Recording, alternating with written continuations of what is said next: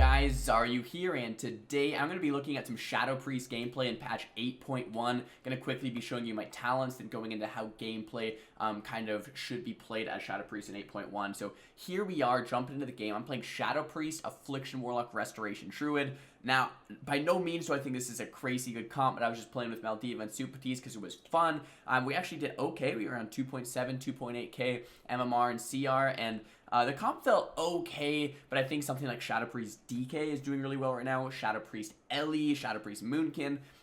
The Affliction Warlocks still seem a little bit weaker, and Restoration Druids still a little bit on the weaker side. I think the best healers might still be like Resto Shaman Paladin. But anyway, just a quick look at my spec.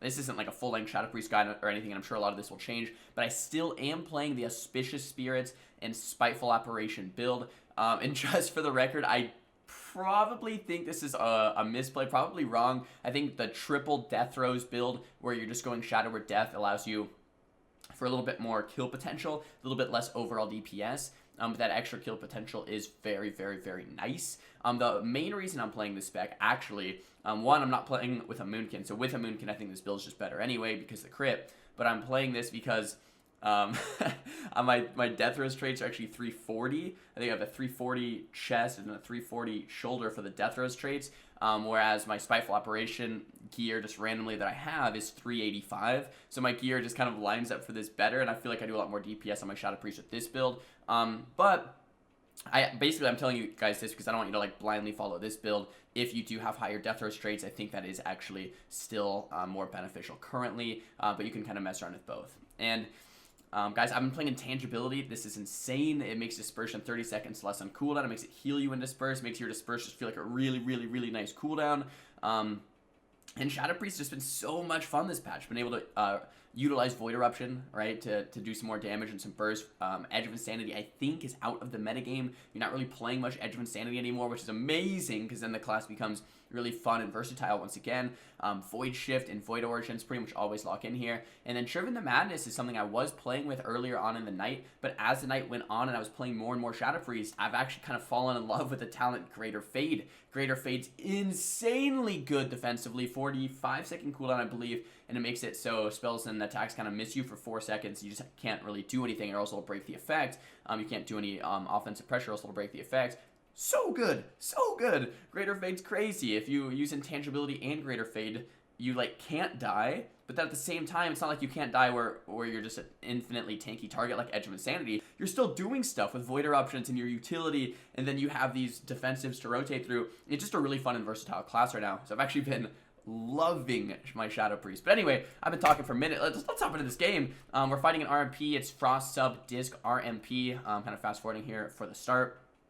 And I wasn't playing Greater Fade. I think if I were to replay this, I probably would play Greater Fade into this. And then, like I said, still with the Spiteful Apparition, Death Throes talents, you know, there's kind of back and forth things that you can do there depending on the traits, depending on the comp you're running. And I'm still kind of testing it out. But my Druid gets Sap, actually, which is really, really, really unfortunate. And I get Polymorphed by the Mage. It actually might have been worth to silence that Polymorph right out of stealth. Tons of damage come into my Druid. And you might be like, why are you sitting this poly? Why are you trinketing? A lot of Shadowpriest, guys, is playing well defensively. And playing well defensively a lot of the times means rotating through defensive cooldowns properly without overlapping. If you take a look, my Druid trinketed and my Warlock trinketed. I cannot trinket in this opener because I need to trinket to save them for this next go or the go after that, right? We need to rotate through our defensive cooldowns, and I need to save trinket for something like Live Swap. Get the shield onto my Druid, and we go for a triple fear here. We do land it, and now it looks like my Druid gets away, and we go for some Vampiric Touch spread pressure, right? So once we're okay defensively, I don't have to do things like fear, mind control, off-heal shield, things like that, but I can start spreading my pressure. And the number one thing is you want to make sure you're okay defensively before you start going too offensive as a Shadowpriest, because your utility and your defensives kind of make the class. The spread pressure and the burst kind of comes secondary. But anyway, we get a lot of damage out on the Priest there with that Psychic Core, and we actually do force that Pain Suppression. Go with a Silence. Priest actually getting very low. He jumps off to save himself, and that's a situation where if I had Shadow or Death, I might have been able to just kill him there. But I do get peeled very nicely there by the enemy team's Frost Mage, Polymorph me, and they actually do run away. I still have every cooldown, so I'm not super scared. Trying to go for some Mind Seers to AoE all of them out of stealth, maybe catch the rogue. Mind Control coming out, could have maybe line of sighted that one, but I do get that Vampiric Touch, Shadow Word Pain combo there onto the enemy priest Pyam. Kit comes out onto Maldiva, and I'm kind of just trying to stay in a position where I can peel the goes, I can Mind Control the goes, I can Mass Dispel the Polymorphs if I need to onto my Restoration Druid. And I go for the Mind Control there. Slight lag actually on that Mind Control. I've been noticing that since the patch. Maybe just some slight bug there with Mind Control. But I actually do get full polymorphed. And I'm kind of waiting. So this is a situation where my Druid is like, this is probably swap, right? This is probably live swap. He got caught out of form. He does have skin, but it's Icy Veins and Dark Archangel from the enemy team, right? With Orb down. Like, this is crazy scary. And I'm going to polymorph in a Fear. Now, what I don't do is Trinket right now, get re-CC'd, and then die, and have my Druid die without swapping. I wait until he needs the swap, if he needs the swap. We don't know if he needs it yet, because he does have that skin, and Kidney's only 2 seconds till it's over. I could just not swap, or I could late swap, but what I don't want to do is Trinket right now, and then get re-CC'd with a Polymorph, or a Counterspell, or something like that, or a Mind Control from the Priest, and then all of a sudden I don't have swap at all, or an off cheap shot from the rogue, then I can't swap at all, then we lose the game. So I'm purposefully sitting the CC, looking at the damage, keeping an eye. I could try and swap right now if I needed. It broke. I feared. I kind of silenced the mage there, or the priest, and looks like we're okay. So holding those cooldowns, not overreacting, really keeping an eye on the situation, making sure we don't overreact in each situation. Definitely the name of the game. And I want to just completely side note from this video. Right? Well, not completely not a complete side note, but if an RMP, they popped Icy Veins, Shadow Blades, Frozen Orb, Dark Archangel, and they kidneyed my Druid out of form. In my opinion, my Druid should have died there, right? I should have had the Trinket swap. So in my opinion, the enemy team, they're playing classes that are a little bit weaker. Sub-Rogue needs buffs. Frost Mage probably needs damage buffs. And I'm not just saying that because I'm a mage. Fundamentally, if our Druid doesn't have a Trinket and he gets caught out of air, and they pop Icy Veins, Dark Archangel, Shadow Blades, Orb, they should be able to kill him, in my opinion, right? So that should have forced Trinket swap. This is a new patch, so they're still tuning things. But from that right there, we can tell that maybe Sub-Rogues need some damage buffs, maybe Frost Mage needs some damage buffs to actually make it so if you use everything on someone that has nothing, you actually force more defensives in each go. So, side note, alright, back into this game. We get the Bash onto the Rogue, we get the Horror onto the Priest, and we do force that Cloak from the Rogue. Kidney on the me. Do have that Dispersion if I need, but I actually just gate out instead. And that Iron Bark hits me as well, so we kind of overlapped that gate and that Iron Bark cooldown. If I saw that Iron Bark a little bit sooner, I could have probably stayed in and actually just tanked that damage with that Iron Bark. But once again, still have that Dispersion, still have that Trinket swap. We're feeling really good right about now. Rogue has no Trinket, no Cloak. Priest 60% mana or so. They actually jumped me off, and they actually decided to do a swap here. So this could be my Dispersion if enough damage comes in and hits me, right? Shadow Dance from the Rogue.